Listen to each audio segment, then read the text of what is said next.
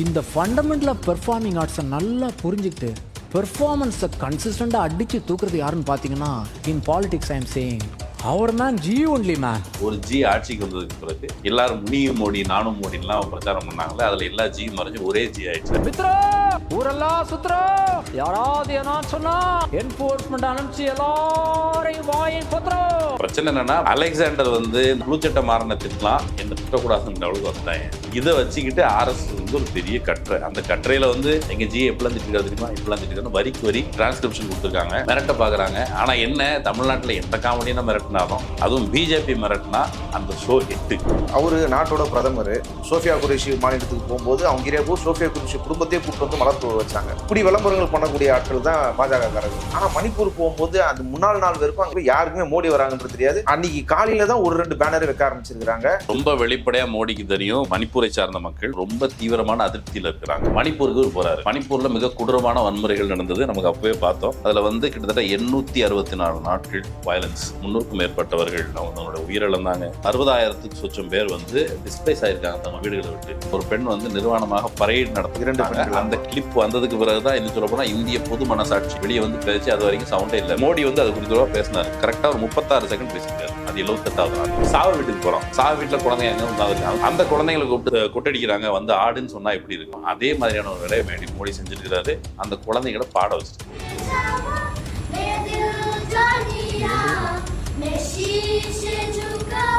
அசாம் போறாரு. அசாம் போனா குழந்தைங்களை மலையில நிப்பாட்டி வச்சு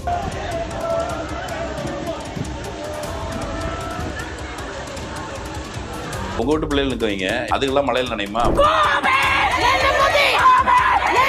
பெண்கள் வந்து தெருவில் வந்து போராடுறாங்களே, இவ்வளவு நாள் எங்க போயிருந்தீங்க மோடி, ஏன் போவாதீங்க, கோ பேக் மோடின்னு கத்துனாங்களே. கத்துறவங்க கையில ஒரு பேப்பர் மட்டும் தான் இருக்கு. பேப்பரை உருட்டி தூக்கி எறிய முடியாதா? இது ஒருவேளை மீடியால கவர் ஆயிடுச்சுன்னா.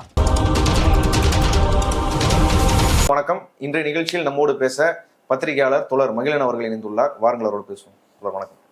அலெக்சாண்டர் பாபுவோட ஸ்டாண்டப் காமெடி வந்து தமிழ்நாட்டில் ரொம்ப ஃபெமிலியரான ஒரு காமெடி ஷோ. அலெக்ஸ்பீரியன்ஸ் அப்படின்னு சொல்லி ஒரு ஷோ நடத்திட்டு இருக்காரு இப்போ. அதுல சமீபமாக நடந்த ரீசெண்டான ஷோல வந்து ஒரு தலைவர், ஒரு நம்ம நாட்டோட ஒரு தலைவரை பத்தி அவர் பேசுறாரு. சிம்பாலிக்கா பேரை சொல்லாம ஜீனு மட்டும் குறிப்பிடுறாரு. அந்த தலைவரோட சில டேர்ம்ஸ், பேசக்கூடிய சில டேர்ம்ஸை வந்து அவர் மிமிக் பண்ணி காட்டி அதுல பொலிட்டிக்கலா ஒரு மாதிரி சட்டையர் பண்ணிட்டு இருந்தாரு. நீங்க உங்க சமூக வலைதளங்கள்ல அந்த வீடியோவோட கட்ஸை வந்து ஷேர் பண்ணியிருந்தீங்க. அது ரொம்ப வைரலா வந்து போயிட்டு இருக்குது. இன்னைக்கு எந்த தலைவரை வந்து அவர் குறிப்பிட்டு அப்படி பேசியிருக்கிறாருன்னு சொல்ல முடியுமா? எதனால எல்லா மக்களும் அதை ரசிச்சு பார்த்துருக்காங்க? ஆக்சுவலி தமிழ்நாட்டில் பொதுவாக சினிமாக்காரங்க தான் இந்த ஜீன்னு கூப்பிடுவாங்க. மற்றபடி அந்த ஜீனு கூப்பிடுறது நம்ம ஊர் பழக்கத்தில் கிடையாது. ஜீனு கூப்பிட்டாலே அவனை கொஞ்சம் சந்தேகத்தோட பாரு அப்படின்னு உண்டு. ஆனால் 2014க்கு பிறகு ஒரு ஜி ஆட்சிக்கு வந்ததுக்கு பிறகு எல்லா ஜியும் மறைஞ்சு ஒரே ஜி ஆயிடுச்சு. எல்லாரும் முனியும் மோடி நானும் மோடிலாம் பிரச்சாரம் பண்ணாங்களே, அதுல எல்லா ஜியும் மறைஞ்சு ஒரே ஜி ஆயிடுச்சு. இந்த ஃபண்டமெண்டல் ஆஃப் பெர்ஃபார்மிங் ஆர்ட்ஸை நல்லா புரிஞ்சுக்கிட்டு பெர்ஃபார்மன்ஸை கன்சிஸ்டண்டா அடிச்சு தூக்குறது யாருன்னு பாத்தீங்கன்னா அவர் மேன் ஜி ஒன்லி மேன். அவர் வேற யாரும் கிடையாது. அவர் வந்து ஹி இஸ் நாட் பயாலஜிக்கல். அவரே சொன்னதை நடிப்பு. எங்க அம்மா இருக்கிறத வரைக்கும் நான் பயாலஜிக்கல் நினைச்சிட்டு இருந்தேன். அப்புறம் தான் தெரிஞ்சது நான் பயாலஜிக்கல் இல்லை, ஏதோ ஒரு காரணத்துக்காக நான் வந்திருக்கிறேன்னு அவர் முதல்ல பேட்டி கொடுத்தாரு போன நாடாளுமன்ற தேர்தலை ஒட்டி. ஸோ அவர் ஒரு பயாலஜிக்கல் இல்லை, ஒரு இயற்கையிலே நேரடியாக வந்தவர். ராகுல் காந்தியை நீ கடவுளுக்கு சொந்தக்காரர் தானே, வேணும்னா கடவுள் தான் சொன்னார் அவன்ட்ட, அதான் நீங்கள் நாட்டை வைக்க சொல்லி அப்படின்லாம் நாடாளுமன்றத்தில் கேட்டார். அதுக்கு அவங்க பதில் இது வரைக்கும் சொல்லலை. இப்போ சமீபத்தில் கூட நடந்த கூட்டத்தொடரில் கூட கடவுளோட ஆள் தானே, உங்களுக்கு கடவுள் சொன்னாரா, கடவுள் தான் உங்களுக்கு சொன்னாரா அப்படின்லாம் கேட்டார். வாயே திறக்கலை.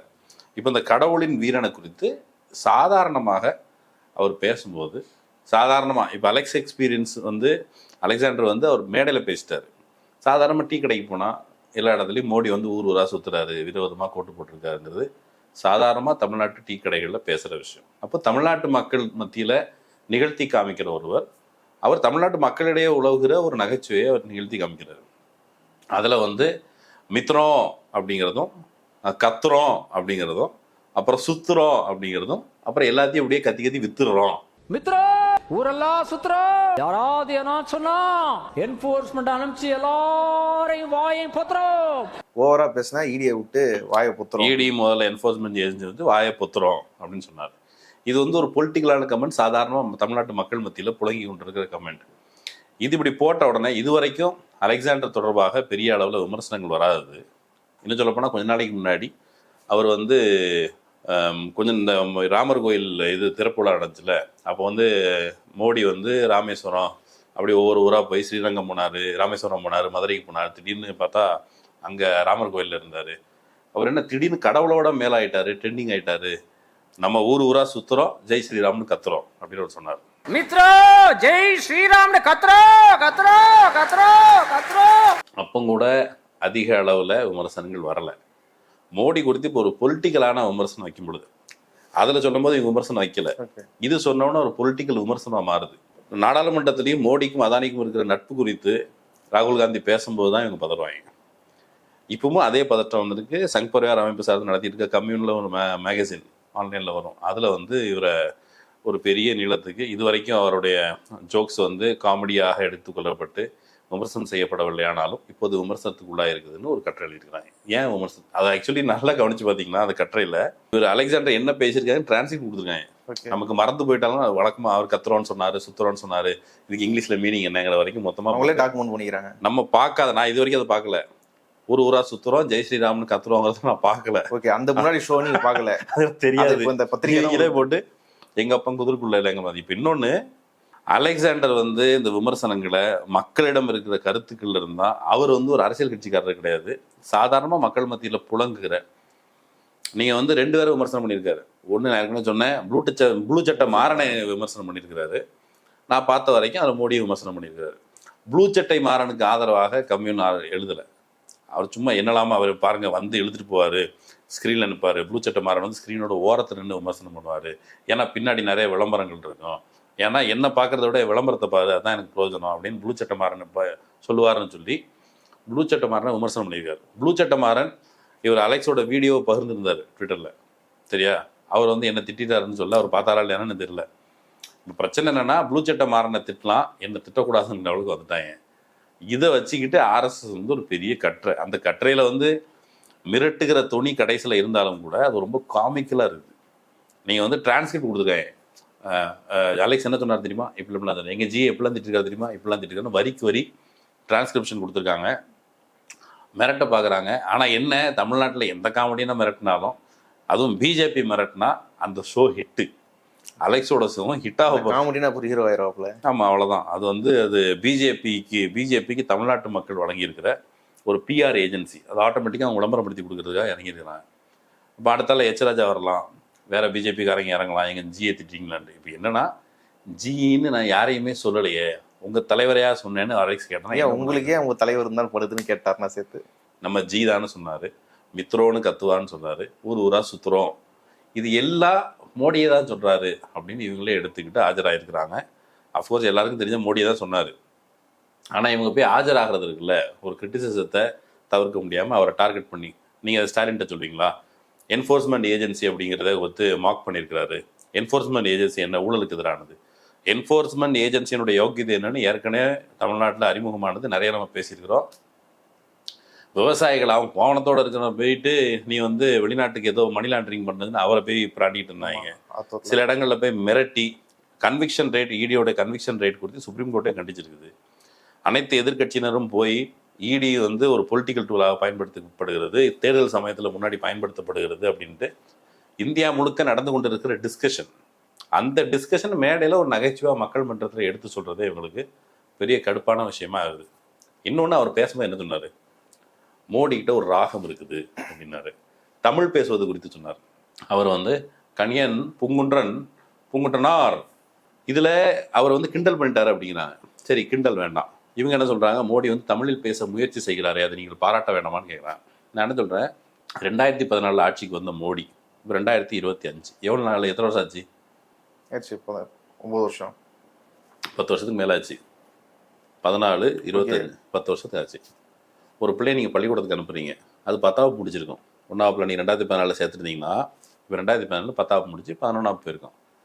11ஆம் வகுப்பில் படிக்கும்போதும் அந்த குழந்தை ஒரு வேளை 11ஆம் வகுப்பில் மித்ரம் கத்துறோம் கணியன் பூங்குட்டனார் அப்படின்னு ஒரு குழந்தை பேசுனா 10 வருஷம் படித்ததனுடைய யோக்கியதை என்னன்னு கேட்பாங்கல்ல. மோடியும் சரி, அமித்ஷாவும் சரி, வடநாட்டு தலைவர்கள் இங்கே வரும் பொழுதும் ஒருத்தர் கொஞ்ச நாளைக்கு முன்னால் திருவள்ளுவர் கூப்பிட்டு சுற்றினார். அப்புறம் கடைசியில் திருவள்ளுவர் சிலையை கொண்டு போய் அங்கே ஹரிதுவாரில் கங்கை கரையோரம் வந்து இந்த மட்டனுக்கு சுற்றுற அந்த பிளாஸ்டிக் கவர் மாதிரி சுற்றி அங்கே தெருவோரம் போட்டிருந்தாங்க.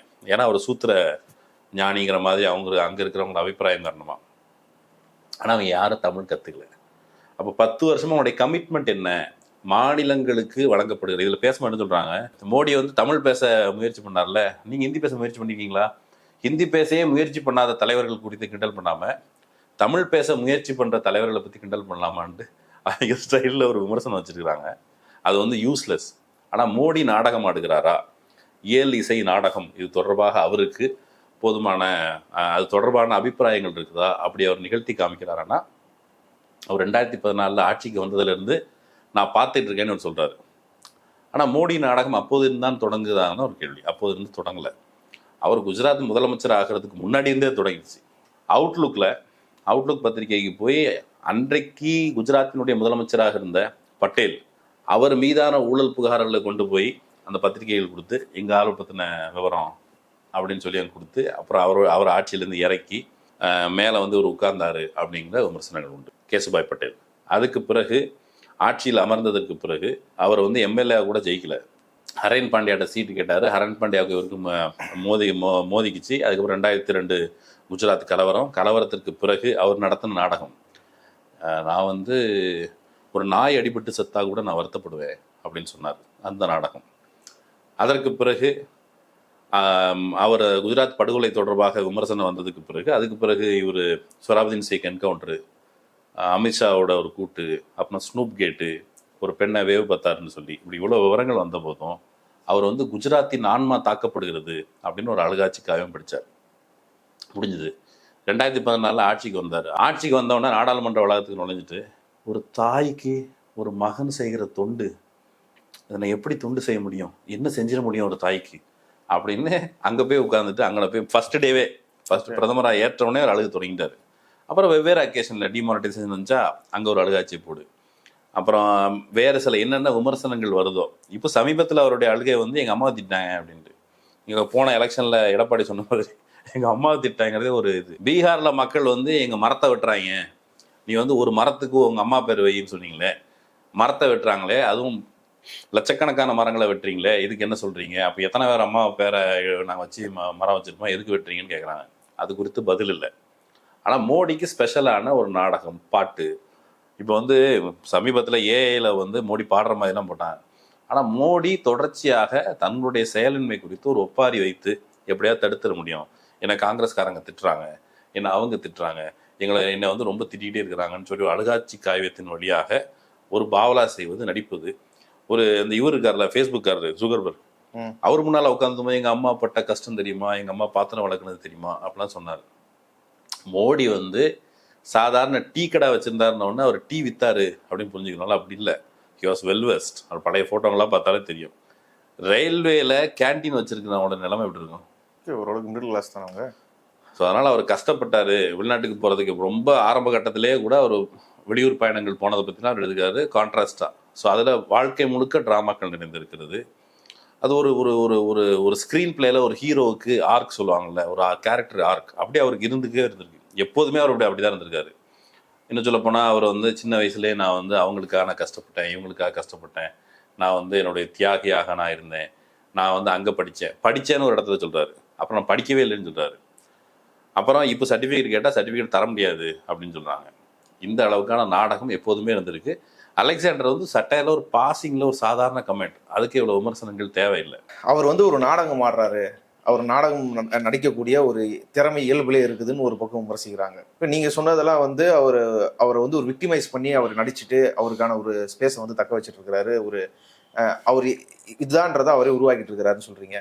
ஆனால் இன்னொரு பக்கம் அவர் பேசினது, அலெக்சாண்டர் பேசின இன்னொரு வந்து அவர் ஃபாசிஸ்ட் மாரி அப்படின்ற மாரி தான் சித்தரிச்சிருந்தது. ஏற்கனவே எல்லா கட்சிகளையும் அவர் வந்து ஒரு ஃபாசிஸ்ட், பிஜேபி ஒரு ஃபாசிஸ்ட் கட்சின்னு தான் விமர்சிக்குது. இந்த நடிக்கிறதையும் ஒரு ஃபாசிஸ்டமான ஒரு அரசு இயந்திர முறையை எப்படி ஃபாசிஸ்ட்டுங்கிற அளவுக்குலாம் அவர் விமர்சிக்கலை. அவர் வந்து சாதாரணமாக ஒரு கமெண்ட் பாஸ் பண்ணிட்டு போகிறார். ஆனால் மக்கள் இதை ஏன், இப்போ அலெக்ஸ் வந்து பேசியிருக்கிற வீடியோ வந்து ஒரு 3 மணி நேரத்துக்கிட்ட இருக்குது. நான் ஒரு 1 மணி நேரம் தான் பார்த்துருக்கேன். 3 மணி நேரம் வீடியோவில் பலரையும் விமர்சிச்சிருக்காரு. ப்ளூ சட்டை மாறனை விமர்சிச்சிருக்கிறாரு, வேறு சிலதையும் குட்டி குட்டியாக சில விமர்சனங்கள் வச்சிருக்கிறாரு. மோடி பற்றிய விமர்சனம் ரொம்ப லேட்டாக தான் 1 மணி நேரத்துக்கிட்ட தான் வந்துச்சுன்னு நினைக்கிறேன். இல்லை, அதில் எல்லாமே இன்டான வார்த்தை தான், ஒரு விளக்கவே இல்லை. ஆடியன்ஸை தானே கனெக்ட் ஆகிறாங்க. ஆடியன்ஸுக்கு ஏன் கனெக்ட் ஆகுதுன்னா ஏற்கனவேங்கிறது பொலிட்டிக்கல் சூழல், மோடி குறித்து வருகிற செய்தி. நீங்கள் வந்து இன்னைக்கு ஏன் அதை ட்விட்டரில் வந்து கிளிப்பு ஷேர் ஆகுதுன்னு கேட்டால் மணிப்பூருக்கு போகிறாரு. மணிப்பூரில் மிக கொடூரமான வன்முறைகள் நடந்தது, நமக்கு அப்போவே பார்த்தோம். அதில் வந்து கிட்டத்தட்ட 864 நாட்கள் வயலன்ஸ், 300க்கும் மேற்பட்டவர்கள் அவங்களோட உயிரிழந்தாங்க. நான் அந்த காலகட்டத்தில் இருந்து இப்போ வரைக்கும் 60,000த்துக்கு சொச்சம் பேர் வந்து டிஸ்பிளேஸ் ஆகியிருக்காங்க தங்க வீடுகளை விட்டு. இன்னும் சொல்ல பல ஆயிரம் பேர் இருக்கிறாங்க. இன்னும் சொல்ல போனா அந்த ஒரு பெண் வந்து நிர்வாணமாக பரேட் நடத்த, அந்த கிளிப் மட்டும் தான் வந்தது. அந்த கிளிப் வந்ததுக்கு பிறகுதான் இன்னும் சொல்ல போனா இந்திய பொது மனசாட்சி என்கிற பொது மனசாட்சி அப்போதான் வெளியே வந்து பேச்சு. அது வரைக்கும் சவுண்டே இல்லை, பெரும்பாலும் மௌனம் இருந்தது. காங்கிரஸ், ராகுல் காந்தி, கொஞ்சம் எதிர்கட்சிக்காரங்க பேசிட்டு இருந்தாலும் அந்த கிளிப் வந்து இந்திய மனசாட்சியே உழுக்குச்சு அப்படின்னு சொல்லலாம். பழங்குடியின பெண்கள் அப்படி அழைத்து செய்யப்பட்டது. ஆனா அதுக்கு பிறகு மோடி வந்து அது குறித்து பேசினாரு. கரெக்டா ஒரு 36 செகண்ட் பேசியிருக்காரு. அது 78வது நாள்ல. அதற்கு பிறகு சம்பவம் நடந்து 78 நாள் நம்பிக்கையில்லா தீர்மானம் வந்து எதிர்கட்சியினர் கொண்டு வந்த போதும் கூட ராகுல் காந்தி உள்ளிட்டவர்கள் இங்க பேசிட்டு இருந்த போது அவர் பேசவே இல்லை. இந்த சப்ஜெக்டை பத்தியே பேசாம ரொம்ப நேரமா வேற ஏதாவது பேசிட்டு இருந்தார். அப்புறம் வெளிநடப்பு பண்ணதுக்கு பிறகு 2 நிமிஷத்துக்கு மட்டும் அதை பேசினார் மோடி. அவ்வளவுதான் அதுக்கு கொடுத்த இம்பார்ட்டன்ஸ். இதுக்கு இடைப்பட்ட காலத்துல இந்த 2 ஆண்டுகள்ல அவர் வந்து 46 ஃபாரின் டூர்ஸ் போயிருக்கிறார். ஆனா உங்க பக்கத்துல நீங்க வந்து மணிப்பூர் போகும்போது, நார்த் ஈஸ்டர்ன் ஸ்டேட்ஸுக்கு போகும்போது அங்க இருக்கிற நபர்கள் குறித்து அவர் என்ன சொல்றாருன்னா, நார்த் ஈஸ்டர்ன் ஸ்டேட்ஸை அஷ்டலக்ஷ்மி 8 அஷ்டலக்ஷ்மி அப்படின்னு மதிப்பிடுறாரு. இதெல்லாம் பாரத கலாச்சாரத்துல ஒண்ணு.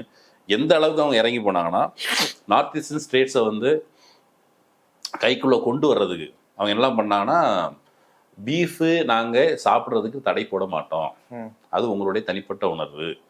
அதில் இன்னொருத்தர் ரொம்ப எக்ஸ்ட்ரீமாக போய் தடீர் கவ் அப்படிங்கிற ஒரு நபர், அவன் என்ன சொன்னான்னா, பிஜேபி ஆதரவாளர், அந்த லோக்கல் லீடர், அவன் என்ன சொன்னா, மனுஷங்கரியை தவிர நாங்கள் எதை வேணாலும் சாப்பிடுவோம், எங்களுக்கு யாருக்கும் தடையில்லை, அது உங்களோட பர்சனல் சாய்ஸ்ன்னு சொல்கிற அளவுக்கு போனாங்க.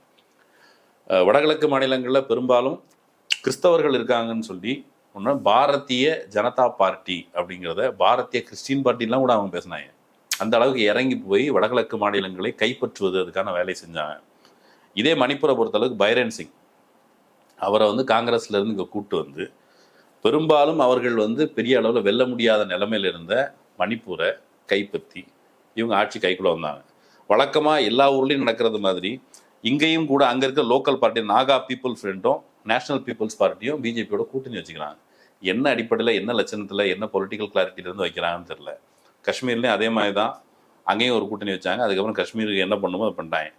அதே அனுபவம் தான் இங்கேயும். கூட்டணி வச்சாங்க, ஆட்சிக்கு வந்தாங்க, அதிகாரத்துக்கு வந்தாங்க. அதுக்கு பிறகு மேத்திய இன மக்களை உங்களையும் நாங்கள் வந்து பழங்குடி பட்டியலுக்கு கொண்டு வர்றோம் அப்படின்னு சொல்லி பழங்குடி மக்களுக்குன்னு வழங்கப்பட்ட ஒரு சில சிறப்புரிமைகள் உண்டு, காடு சார்ந்த சில சிறப்புரிமைகள் உண்டு. அதில் அவங்களுடைய அதிகாரம் தான் இருக்கும், நில உரிமை சார்ந்த அதிகாரம் பிரதானம். அப்போ அந்த அதிகாரத்தை நான் உங்களுக்கும் கொடுக்குறேன் சம்மந்தம் இல்லாமல். அவங்க வேலையை சார்ந்த மக்கள் இதை வச்சு ஒரு பெரிய கலவரத்தை ஏற்படுத்தி அதுக்கு எந்த விதமான பொறுப்பும் எடுக்காம, இவ்வளோ பேர் செத்து போனதுக்கு பிறகு வாய் திறந்தும் பேசாம இப்பவும் போயிட்டு நான் வந்து 8,000 லட்சம் கோடி நான் வந்து அறிவிச்சிருக்கேன். அவரு நாட்டோட பிரதமர். அவர் இப்ப G20 அப்படி அவர் பிஹேவ் பண்ணணும்னு தான் மக்கள் கேட்குறாங்க. G20 மாநாடுக்கு போனாலுமே அது வேற ஒரு நாட்டில் நடக்க போகுது. அந்த மாநாட்டுக்காக இந்தியா முழுக்க அவர் ஃப்ளெக்ஸ் வைக்கிறது, அவர் அங்கே போறாருன்றதை விளம்பரப்படுத்துறது. வேற எதனா ஒரு மாநிலத்துக்கு வராங்கன்னா, இப்போ சோஃபியா குரேஷி மாநிலத்துக்கு போகும்போது அவங்க ஏரியா போய் சோஃபியா குரேஷி குடும்பத்தையே கூப்பிட்டு வந்து மலர் தூவ வச்சாங்க. இப்படி விளம்பரங்கள் பண்ணக்கூடிய ஆட்கள் தான் பாஜக காரர்கள். ஆனால் மணிப்பூர் போகும்போது அந்த முன்னாள் நாள் வரைக்கும் அங்கே யார் வராங்கன்றது யாருக்குமே தெரியாது. ஒரு விவிவிஐபி வராங்க அப்படின்னு நம்ம அங்கே இருக்க சோர்ஸ்கிட்ட விசாரிச்சவருக்கு யாருக்குமே மோடி வராங்கன்றது தெரியாது. சில நியூஸ் சேனல் வந்து ஒரு வாரத்துக்கு முன்னாடி சொல்லிட்டு இருக்காங்க மோடி மணிப்பூர் வந்து விசிட் பண்ண போகிறாருங்கிற ஒரு கொஸ்டின் மார்க் கூட தான் போட்டாங்க. அப்படிதான் போடுறாங்க. அவங்களால எக்ஸாக்டா அதை சொல்ல முடியல. அன்னைக்கு காலையில தான் 1-2 பேனர் வைக்க ஆரம்பிச்சிருக்கிறாங்க. மக்கள் வந்து மோடி தான் வராரு ரொம்ப வெளிப்படையா மோடிக்கு தெரியும். மணிப்பூரை சார்ந்த மக்கள், குறிப்பா குக்கி சமூகத்தவர் ரொம்ப தீவிரமான அதிருப்தியில இருக்கிறாங்க. மைத்திலையும் பாதிக்கப்பட்ட சிலர் சொற்பமா, அவங்களும் கூட இவங்க வந்து இவர் என்ன அந்த மணிப்பூரை கைவிட்டு விட்டார். நீங்க வந்து அஷ்டலட்சுமின்னு சொல்றீங்க, ரொம்ப அவுட்ரீச் ப்ரோக்ராம் நடத்தீங்க, என்னெல்லாம் பண்ணியிருக்காங்கன்னா பழங்குடி சமூகத்திற்கு அரசர்கள் இருப்பாங்கல்ல, அவங்கெல்லாம் கூப்பிட்டு பேரணி நடத்திருக்கிறாங்க. ஆர்எஸ்எஸ்காரங்க அவுட்ரீச் ப்ரோக்ராம் சொல்லி ட்ரைபல்ஸ்ட போய் நாங்கள் உங்களவர்கள் தான் அப்படின்னு சொல்லி அவங்களுடைய கிறிஸ்தவ மத நம்பிக்கைக்கு பெரிய அளவில் கேடு வராத மாதிரி ஒரு பூசினாப்புல போயிட்டு உள்ளே போய் ஆக்கிரமிச்சாச்சு. இங்கே அவங்களுக்கு வந்து இப்போ கூக்கி சமூகத்தவர்களும் எங்களை தனியாக விட்டுருங்க, எங்களுக்கு தனியாக ஒரு ஸ்டேட் தாங்க, நாட்டை விட்டு பிரிஞ்சு போகணும்னு சொல்ல தனியாக ஸ்டேட்டுக்காக தாங்கன்னு கேட்குறாங்க. அந்த கோரிக்கைகள்லாம் இருந்தும் கூட சால்ஜாப் பண்ணி சமாதானப்படுத்தி இன்னைக்கு கூட இந்த வயரில் ஒருத்தர் பேட்டி கொடுத்துருக்காரு. அந்த பேட்டி கொடுத்தவர் பிஜேபிக்காரர், பிஜேபியை சார்ந்த எம்பி, அவர் பேர் ஹோய் கிப் அப்படின்றதோ பேர். அவர் பிஜேபிக்காரரு. அந்த பேட்டியை பார்க்கும்போது எனக்கு என்ன தோணுச்சுன்னா, அவர் என்ன சொல்றது, நாங்கள் வந்து ரொம்ப சந்தோஷமா எதிர்பார்த்துருந்தோம், மோடி வருவாருன்னு எதிர்பார்த்துருந்தோம், வந்தால் எங்கள் கோரிக்கைகளை கேட்பாரு, பரிசீலிப்பார், எங்ககிட்ட பேசுவார் அப்படின்னு நாங்கள் எதிர்பார்த்திருந்தா அவர் எங்கிட்ட பேசாமல் போயிட்டார். என்னை பொறுத்தளவுக்கு இந்த பேட்டி பார்த்தப்போ எனக்கு என்ன தோணுச்சுன்னா, அவர் வந்து உங்களுக்கு இது ஃபெயிலியர்னு தோணுதா அப்படின்னு கேட்டால் டிஸப்பாயின்மெண்ட்னு சொன்னார். நீங்கள் அந்த பேட்டியை நல்லா பாருங்கள். இது போன்றவர்கள், இவர்கள் குக்கி சமூகத்தை சார்ந்தவர்களாகவே இருந்தாலும், இதே சரணேமோடு இருக்கிற இன்னொருத்தருடைய ஒரு பேட்டி பார்த்தேன். அது வந்து அது என்ன எழுதியிருந்தாருன்னா, எனக்கு இந்த துன்பத்தை தாங்க முடியாத அந்த துப்பாக்கி எடுத்து என்னை தற்காத்துக் கொள்வதற்கு எனக்கு ஒரு ஆசுவாசம் கிடைச்சது ஒருத்தர் பேசுறாரு. அதே சமூகம், அதே சரணேமோட இவரே பேசணும் என்ன சொல்றாரு, இப்போ வரைக்கும் பிஜேபி தவறான கட்சி, எங்களை ஏமாற்றி விட்டதுன்னு பேசல. இந்த பேர்வழிகள் தான் பிஜேபியை மக்கள் மன்றத்தில் அம்பலப்படுத்த விடாமல் தடுத்து கொண்டிருப்பவர்கள். இவங்க பேசும்போது ஆமாம் பிரதமர்கிட்ட எதிர்பார்த்தோம், பிரதமர் அதை செஞ்சிருக்கலாம், எங்களுக்கு அதிருப்தியா இருக்குது, இதே டோன். இது ஃபெயிலியரா, இந்த பயணம் ஃபெயிலியரான்னு சொன்னால் அவர் சொல்லவே இல்லை. ஆனால் ஃபெயிலியரானா கண்டிப்பாக அங்கே வந்து ஃபெயிலியர் தான். மோடி போன அந்த நாட்களில் இல்லை, ஏன் முதல்ல அப்படி மறைச்சிக்கிட்டு போனோம், அதுக்கு ஒரு பதில் சொன்னாங்க. மோடி மறைச்சிக்கிட்டு போகிறதுக்கு ஒரு காரணம், மோடி வந்து இவ்வளோ நாள் ஏன் போகலாம் நம்ம கேட்குறோம்ல, நமக்கு தெரியாதா மோடி ஏன் போகலன்ட்டு. அந்த ஊரில் மக்கள் அவ்வளோ ஆத்திரத்தில் இருக்கிறாங்க, இவ்வளோ உயிரிழப்புகளை சந்திச்சிருக்கிறாங்க, 6000க்கும் மேற்பட்ட அவங்களுடைய வீடுகள்லாம் தீக்கிரையாக்கப்பட்டிருக்குது. அவங்க வந்து கேம்பில் இருக்கிறாங்க. இந்த டெம்பரரி கேம்பில் இருக்கிறவங்க பற்றி என்னம்மா அவங்களுக்கு என்னாச்சு, உங்கள் பிரச்சனை என்ன சொல்லுங்கள் அப்படின்னா எல்லாரும் நீ தான் பிரச்சனை, உன்னால தான் பிரச்சனை, இவ்வளோ நாள் வயலன்ஸ் நடந்திருக்குது, லோக்கல் உள்ளூர் போலீஸ்லேருந்து எல்லாரும் சப்போர்ட்டு, நீங்கள் ஆயுதம் தாங்கிகள், அந்த ஆயுததாரிகள் அவங்க கையில் எப்படி ஆயுதம் போச்சு, இந்த கேள்விகள்லாம் மக்கள் கேட்டால் சர்வதேச மீடியாக்கள் மத்தியில் மோடி அம்பலப்பட நேரிடும். அப்போ அப்படியான அசௌகரியத்தை தடுக்கிறதுக்கு மோடி வந்து தவிர்க்கிறார். அதையும் மீறி மாணவர்கள் தெருவரங்கி போராட்டம் பண்ணுறாங்க, மாணவர்கள் வந்து மொட்டடிச்சுக்கிறாங்க. ஒருத்தர் சொல்லியிருந்தது, எங்கள் கண்ணீர் இன்னும் காயவில்லை. எதுக்கு அந்த கண்ணீர் காயலன்னு சொல்கிறாங்கன்னா, கூப்பிட்டு ஆட சொல்லியிருந்தேன் மோடி வரவேற்கிறதுக்காகவா, மோடி வரவேற்கிறதுக்கு. அதுக்கு அவர் சொல்றது, எங்களுடைய கண்ணீர் காயலை, எங்கள் அழுகை ஓலம் ஓயவில்லை, எங்கள் கண்ணீர் காயவில்லை, எங்கள் காயங்கள் இன்னும் மாறவில்லை. என்ன அர்த்தம், எங்களுக்கு அவ்வளோ வந்து ரொம்ப பெரிய துயரமான ஒரு சூழலில் இருக்கிறாருன்னா நீங்கள் அவர்கிட்ட போய் கரிசனத்தோடு பேசணும், எதிர்நிலையிலிருந்து இல்லை. ஆனால் வருகிற நபர் மோடி வந்து இந்த வயலன்ஸ்க்கெல்லாம் காரணம் அப்படின்னு அந்த மக்கள் மத்தியில் ஆழமாக பதிஞ்சிருக்கு. ஏன்னா இவ்வளோ அலட்சியம். ராகுல் காந்தி அந்த சமயத்தில் வயலன்ஸ் நடந்த பிறகு ராகுல் காந்தி தான் முதல் தலைவர் அங்கே போய் பார்க்குறாரு அந்த மக்களை போய். ராகுல் காந்தி எதிர்கட்சி தலைவர், அப்போவே போகிறதுக்கு நிறைய முடக்குதல் வேலையெல்லாம் செஞ்சாங்க. அதை மீறி போய் மக்களை பார்த்தாரு, அந்த கேம்பில் பார்த்தாரு, அவங்களுடைய துயரங்களை சொன்னார். அந்த மக்கள் வந்து கையை பிடிச்சிட்டு அழுதாங்க, எங்களுக்கு ஒரு விடிவு வேணும்னு சொல்லி. அவரும் நம்பிக்கை விட்டாங்க, இந்தியா அவங்க பக்கம் இருக்குன்னு சொன்னாப்புல. ஆனால் மோடி அந்த சைடு போகவே இல்லை. இவ்வளோ நாள் கழிச்சு போயிட்டு ஒரு திட்டத்தை அறிவிச்சுட்டு அடுத்தால எலெக்ஷன் வேற வரப்போகுது, அதனால ஒரு துண்டு போட்டு வைப்போங்கிறத தாண்டி இதில் எந்த வேல்யூவும் இல்லைங்கிறது மக்களை புரிஞ்சுக்கிட்டாங்க. அதை மீறி குஞ்சன் சக்சேனான்னு சொல்லி ஒரு படம் வந்துச்சு, ஜான்வி கபூரோட படம். அதில் வந்து சாரே ஜஹா சே பியாரி பாரத் கி பேட்டி மேரே பாரத் கி பேட்டி है, सारे जहां से प्यारी मेरे भारत की बेटी, दिल जान है शान हमारी मेरे भारत की बेटी. இதெல்லாம் பாட்டா பாடல, அந்த குழந்தைகளை வச்சு ஒரு பக்கம் அந்த மக்கள் ஒன்று சொல்றாங்க, நாங்கள் பாட்டு பாடுவதோ ஆடுறதோ விரும்பலை, எங்களால் கண்ணீரோட ஆட முடியாதுன்றாங்க, நாங்கள் துயரத்தோடு இருக்கிறோம், நீங்கள் வந்து எங்களை ஆட சொல்கிறீங்க, இவ்வளோ துயரத்துக்கு நடுவில் நாங்கள் எப்படி ஆடுவோம், அழுதுகிட்டே ஆடணுமா அப்படின்னு கேட்குறாங்க. அப்படின்னா அதை கவனிச்சு கன்சர்னோட, சரிம்மா உங்களுக்கு அழுகையா இருக்குதா, நீங்க ஆட வேணாம், இதை வந்து முன்னாடியே சொல்லிட்டாங்க. அந்த ப்ரோக்ராம் நடக்கிறதுக்கு முன்னாடி மக்கள் வந்து அதை சொல்லிட்டாங்க, சரிம்மா நீங்க வந்து ஆட விரும்பலையா, சரி ஓகே அப்படின்னு சொல்லிட்டு இந்த ஆடல் பாடல் நிகழ்ச்சிகள் இல்லாமல் அவங்க வந்து துயரத்தில் இருக்காங்க. துயரத்தில் இருக்க வீட்டுக்கு போயிட்டு, இப்போ வந்து ஒரு துக்க வீட்டுக்கு போயிட்டு இப்போ சந்தோஷமா இருக்கிறாங்க, ஒரு பிறந்தநாள் விழா கொண்டாடுறாங்க, வேற ஏதோ விழா கொண்டாடுறாங்க, கல்யாண வீடு, அங்கே குழந்தைங்க வந்து ஆடுது பாடுதுன்னா ஓகே. சாவு வீட்டுக்கு போகிறோம், சாவு வீட்டில் குழந்தைங்க அங்கே உட்காந்துருக்கு, அவங்க சாவு வீட்டினுடைய தீவிரம் என்னன்னு தெரியாது, மேபி ரொம்ப க்ளோஸான குழந்தைங்களுக்கு அழுகை என்னன்னு தெரியும். அந்த குழந்தைங்களை கூப்பிட்டு சாவு வீட்டில் வா வந்து ஆடு, என்ன பாரு கொட்டடிக்கிறாங்க வந்து ஆடுன்னு சொன்னால் எப்படி இருக்குமோ அதே மாதிரியான ஒரு வேலையை மோடி செஞ்சுருக்கிறாரு. அந்த குழந்தைங்களை பாட வச்சிருக்கு.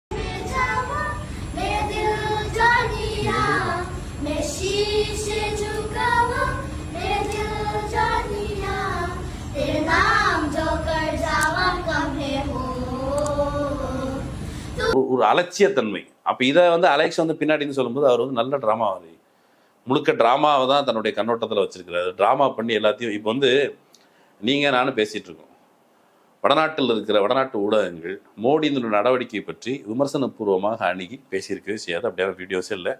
பெரும்பாலும் வயரில் பார்த்துருப்போம், நியூஸ்லாண்டில் பார்க்கலாம், இன்னும் சில நியூஸ் கிளிக்கில் பார்க்கலாம். வேறு சேனலில் இதை பற்றின விவரமே இருக்காது. லோக்கல் மீடியாஸ், யூடியூப் சேனல்ஸு நம்மளமே ஆட்கள் பேசுகிறாங்களோ ஒழிய மெயின் ஸ்ட்ரீம் மீடியா பேசவே செய்யாது. மெயின் ஸ்ட்ரீம் மீடியாவை நுகர்கிற மக்களுக்கு ஒரு ஷோ ஆஃப் பண்ணும். எல்லாருமே வந்து ஹீல் பண்ண போயிருக்காரு மோடி அப்படின்னு தான் போட்டாங்க. அவர் பெரிய கவுன்சிலிங் அவர் போயிட்டு அங்கே ஹீலிங் பண்ணலாம் போல. அவன் பண்ண போகிறது ஒரு பச்சையான நாடகம். இந்த நாடகம் வந்து இன்னைக்கு நான் சொன்னல, மோடி பிரதமர் ஆவதுக்கு முன்னால் குஜராத்தில் நாடகம் ஆடினார்னு. அங்கே மட்டும் இல்லை, அந்த வடகிழக்கு மாநிலங்களையும் நாடகம் ஆடி தான் பிடிச்சிருக்கிறாங்க. அந்த மக்களுக்கு எப்பவுமே பிஜேபி மேலே விருப்பம் இல்லை. ஒரு முறை இங்கே அந்த அர்பன் கிளப்லேருந்து வருவாங்க தெரியுமா, அந்த முடி வெட்டுறதுக்கு. அப்படி ஒரு நபர் வந்திருந்தார், வடகிழக்கு மாநிலத்தை சேர்ந்தவர். அவர்கிட்ட வந்து நான் பேசினோடனே ஹிந்தியில் பேசினேன். அவர் நமக்கு மைண்ட் செட் இருக்குல்ல, அவர் வடநாட்டுக்காரங்க எண்ணத்தில் ஹிந்தியில் பேசினோன்னே அவர் வந்து என்னை பார்த்து முறைச்சார். ஏன் முறைக்கிறீங்க?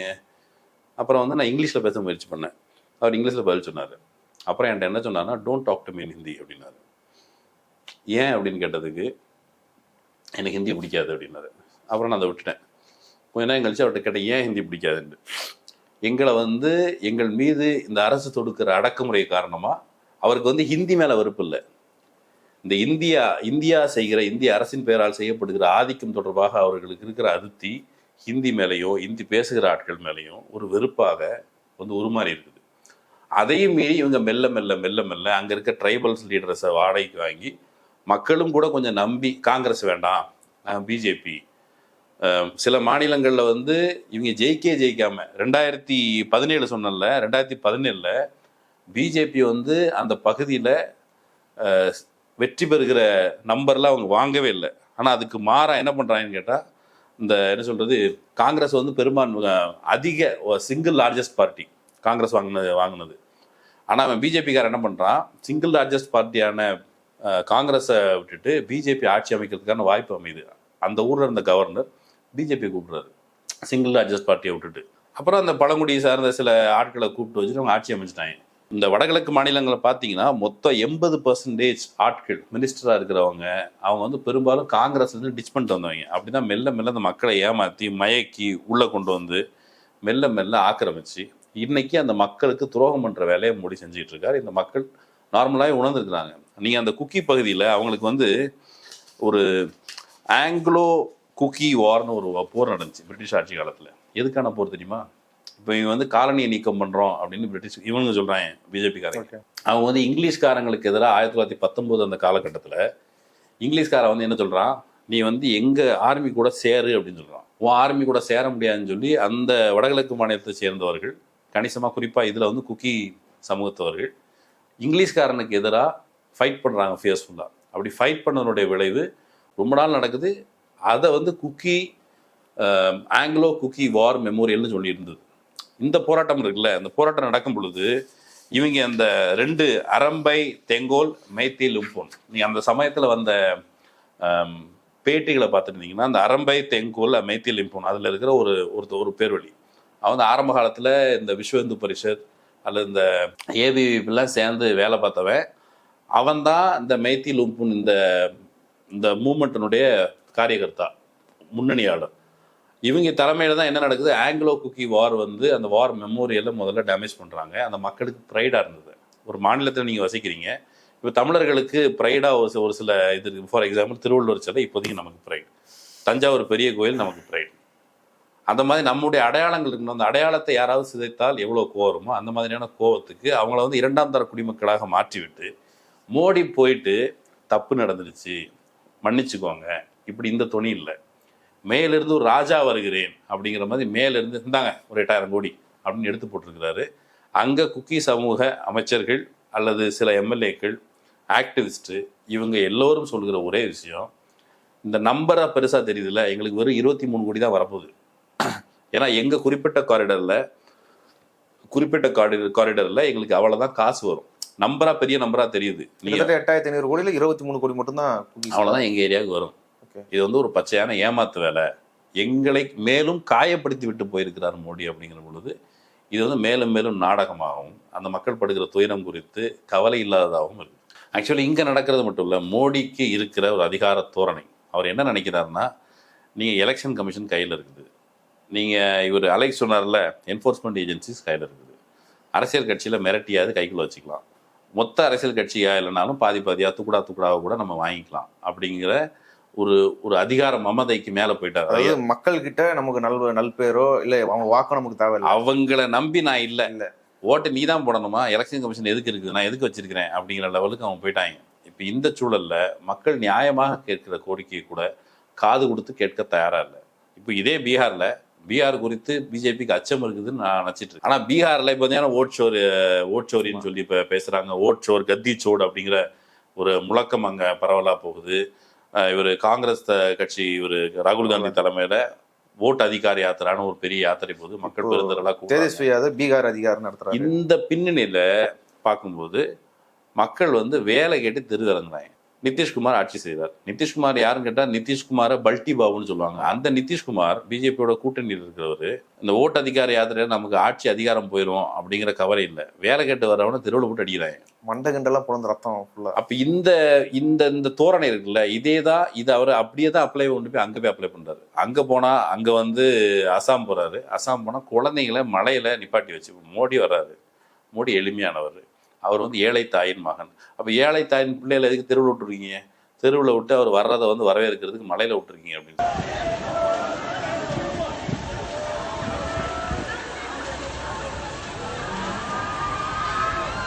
ரோட்ல அப்படியே வெளியில அப்படியே மலையிலேவா மக்கள் தெருவில் குழந்தைங்க வரிசையில நிக்குது, வண்டி போயிட்டு இருக்குது. வண்டியை நிறுத்தி குழந்தைங்களை இறங்கி நீனும் மலையில நனைஞ்சு மக்கள்கிட்ட பேசியிருந்தா அதுல ஒரு சென்ஸாவது இருக்குது. இல்ல ஒரு நீ வண்டி அது பாட்டுல போயிட்டு இருக்குது, குழந்தைங்க எதுக்கு ரோட்ல நிக்குது? அந்த மாதிரி அரசியலுக்கு ஸ்கூல் பசங்களை பயன்படுத்தலாமா? அது உங்க வீட்டு பிள்ளைகள் நிற்குவீங்க. இப்போ மோடி கட்சிக்காரங்க இருப்பாங்கல்ல, அவங்க வீட்டு பிள்ளைகள்ல அதுக்கெல்லாம் மலையில நினைமா? மலையை அவங்க ஒரு என்ன சொல்றது, ரொமான்டிசைஸ் பண்ணுவாங்க. நீங்க மத்த வீட்டு ஆட்களோட அவங்க வீட்டு பிள்ளைகளை ஒண்ணு நிப்பாட்டிக்கலாம்ல. மோடி வருகிறார் என்பதற்காக லோக்கல் உள்ளூர் விசுவாசிகள் நமக்கு இதுல முக்கியமான பிரச்சனையா பார்க்க வேண்டியது அசாம் ஆகட்டும், நாகாலாந்து ஆகட்டும், மணிப்பூர் ஆகட்டும், இதர அந்த வடகிழக்கு மாநிலங்கள் மட்டும் இல்லை, வெவ்வேறு மாநிலங்கள் எங்கே பார்த்தாலும் சரி, நீங்கள் இந்த சந்தர்ப்பதைகள் தமிழ்நாட்டில் இப்போ அண்ணாமலை இருக்கிறாரு, இதர பாஜக காரங்க இருக்காங்க. பாஜகவோட சென்ஸ், தமிழ்நாட்டுடைய சென்ஸ், பொலிட்டிக்கல் சென்ஸ், அது செக்குலர் பாலிடிக்ஸுக்கு ஆதரவாக இருக்குது. பிஜேபியை ஒத்துக்கொள்ள மாட்டோம் அப்படிங்கிறது தான் தமிழ்நாட்டு அரசியலில் மைய நீரோட்டமாக இருக்குது. அதை மீறி இந்த பக்கம் பிஜேபிக்காரங்க அல்லது பிஜேபிக்கு ஒத்துதுறவங்க இவங்க எல்லாரும் சேர்ந்துக்கிட்டு தமிழ்நாட்டுக்கு துரோகம் பண்ற வேலையை செய்யறாங்களே, இது எல்லா மாநிலத்தையும் செஞ்சுட்டு இருக்காங்க. மோடியை குளிர் வைக்கிறதுக்கு என்ன பண்ணலாம் அப்படிங்கிற ஐடியாக்கள்ல ஒன்னாதான் குழந்தைங்களை தெருவில் நிப்பாட்டலாம். மழை பெய்த பரவாயில்ல, நமக்காக அந்த குழந்தைகள் தெருவில் இருக்கிறாங்களா, மழை பெய்த அதையும் ஒரு நெகட்டிவ் இம்ப்ரெஷன் உருவாக்கும் அப்படின்றத பரிசீலிக்கவே மாட்டாங்களா? நீங்க அவ்வளவு உயரத்துல இருந்து பார்த்தாலே தெரியாது. இப்போ கீழே தரையில நின்னாதான் தெரியாதுன்றீங்களா? தரையில நின்னாதான் மழை உங்க மேல விழும். நீங்க மேகத்துக்கு மேல நிற்கும் போது மழை எப்படி உங்க மேல விழும்?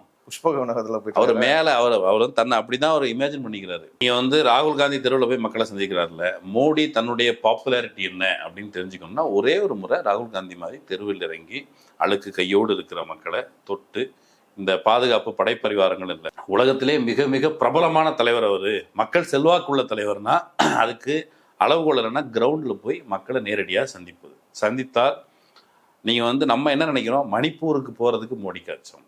மணிப்பூரில் போய் அங்க இருக்கிற மக்களை சந்தித்து உங்களுடைய குறைகள் என்னன்னு கேட்பதற்கு அவருக்கு பிரச்சனை இல்ல. அன்னைக்கு பேப்பர், வாட்டர் பாட்டில், பென் இதெல்லாம் கூட யாரும் எடுத்துடக்கூடாது அப்படின்னு ஒரு கண்டிஷன்ஸ் அங்க யாரும் அது பயன்படுத்தக்கூடாது அன்னைக்கு அப்படின்னு சொல்லி. நீங்க அதிருப்தியில் மக்கள் இருக்கும் பொழுது நீங்க வழக்கமா என்ன நினைக்கிறீங்க? இப்போ ஃபார் எக்ஸாம்பிள் பேப்பரு, செருப்பு, பெண்ணு, இது எல்லாமே கூட மக்கள் தங்களுடைய எதிர்ப்பை பயன்படுத்துவதற்கு, எதிர்ப்பை தெரிவிப்பதற்கு. இப்போ பேப்பரை பார்த்தா கூட பயம் வருமா? ஒன்றும் இல்லைங்க, குழந்தை இருக்குது, குழந்தை கோவத்தில் பேப்பரை சுருட்டி அடிச்சிச்சுன்னு வச்சுப்பேன். இப்போ பேப்பரை சுருட்டி கோ பேக் மோடின்னு அடிச்சிட்டாங்க. அன்னைக்கு பெண்கள் தெருவில் போராடுறாங்களே, இவ்வளோ நாள் எங்கே போயிருந்தீங்க மோடி, ஏன் போறீங்க, கோ பேக் மோடின்னு கத்துனாங்கல்ல. கத்துறவங்க கையில் ஒரு பேப்பர் மட்டும் தான் இருக்கு. பேப்பரை உருட்டி தூக்கி எறிய முடியாதா? இது ஒருவேளை மீடியாவில் கவர் ஆயிடுச்சுன்னா.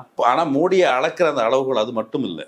அவர் இப்போ தன்னை சுற்றி எந்த விதமான விமர்சன கணைகளோ வந்துவிடக்கூடாதுன்னு எச்சரிக்கையாக இருக்கிறாருன்னு வச்சுப்போம். ஆனால் அது மணிப்பூர் பற்றியது மட்டும் இல்லை, இந்தியா முழுக்க எந்த ஊருக்கு போனாலும் மோடி அதானியும் சேர்ந்து நடத்துகிற இந்த வியாபாரம் தொடர்பாக மக்கள் மத்தியில் இருக்கிற அதிருப்தி வெளிப்படையாக தெரியும். மோடி இறங்கி மக்கள்கிட்ட என்னை பற்றி நீங்கள் என்ன நினைக்கிறீங்கன்னு கேட்டாலே தெரிஞ்சு போயிடும். அதனுடைய அளவுகோலை அவர் மணிப்பூரில் சோதிக்க விரும்பலை, இந்தியாவையும் ஒருபோதும் சோதிக்க போகிறது இல்லை. ராஜா தெருவரங்கி வரமாட்டார், ராஜா நகர்வலம் வரப்போவதில்லை, ராஜா மந்திரிமார்கிட்ட தான் கேட்பாரு, மாதம் மும்மாரி மழை பொழியிறதான்ட்டு. அவன் காஞ்சி கிடந்தாலும் மழை பொழியுன்னு தான் சொல்லுவான்.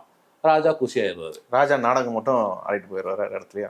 ஆமா, ராஜாவுக்கு இந்த இந்த இன்ஃபர்மேஷன் வச்சு பேசும்பொழுது சார் யாரை நம்பி ஒரு நான் பயாலஜிக்கல்னு சொல்லியிருப்பாரு. எவனா ஒருத்தன் சொல்லியிருப்பாங்க, சார் நீங்க பயாலஜிக்கலே இல்லை சார் அப்படின்னு. ஓ நம்ம பயாலஜிக்கல் சார் அப்படின்னு ஒன்னா அவர் நம்பிட்டாரு.